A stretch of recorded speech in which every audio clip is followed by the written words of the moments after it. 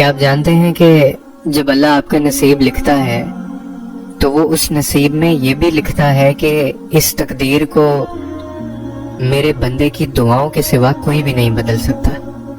ہم اکثر یہ سوچ کر پریشان ہوتے رہتے ہیں کہ اگر ہمارا مانگا ہوا کسی اور کو مل گیا تو کیا ہوگا، حالانکہ اللہ تو پہلے سے ہی سب کچھ طے کر چکا ہے، یہ بھی کہ آپ کو آپ کے نصیب سے کیا ملنا ہے، اور یہ بھی کہ کن دعاؤں نے آپ کے دل کا حصہ بن کر آپ کا نصیب بدلنا ہے۔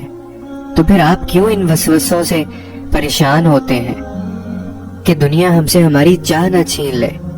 آپ کی دعاؤں کا محافظ تو اللہ ہے، اور اس کی حفاظت میں کسی کا لکھا ہوا کسی دوسرے کو کبھی نہیں مل سکتا۔ جو بھلائی اللہ نے آپ تک بھیجنی ہے وہ آپ تک ہر حال میں پہنچ کر رہتی ہے۔ جو معجزے اللہ نے آپ کے لیے مقرر کیے ہیں وہ معجزے ہو کر ہی رہتے ہیں۔ کوئی بھی اس ہونے کو نہیں ٹال سکتا سوائے اللہ کے۔ جس پر اللہ نے ہمارے لیے پہرے بٹھا رکھے ہیں اسے ہم سے کوئی نہیں چھین سکتا۔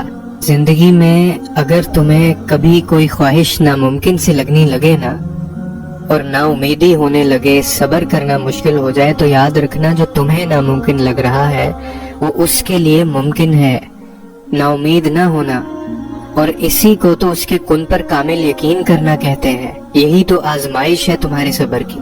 اگر اس نے یہ خواہش پوری نہ کرنی ہوتی تو وہ دل سے اس کا خیال بھی نکال دیتا، کیونکہ اللہ کی رحمت کا طریقہ الگ ہے۔ وہ آپ سے انسانوں جیسا برتاؤ نہیں کرتا، اس کی رحمت تو بہت بڑی ہے۔ اللہ کا رحم بد سے بدترین حالات میں بھی آپ تک آتا ہے، جیسے آپ سے 1400 سال پہلے آیا تھا۔ اس کی خدائی اس کے غضب سے نہیں بلکہ اس کی خدائی اس کے رحم سے ہے۔ یہ تمام کائنات اس کے رحم سے ہے۔ اس کا غضب صرف تب آتا ہے جب اس کا بندہ اس کی نافرمانی کی آخری حد سے بھی باہر نکل جاتا ہے، لیکن تب بھی وہ اپنے رحم کی گنجائش رکھتا ہے۔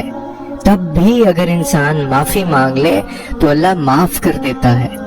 تو پھر آپ کس انتظار میں ہیں؟ آپ کس چیز کا انتظار کر رہے ہیں اور کتنا انتظار کریں گے؟ کیا آپ کو یاد نہیں کہ اللہ نے کیا فرمایا تھا آپ سے؟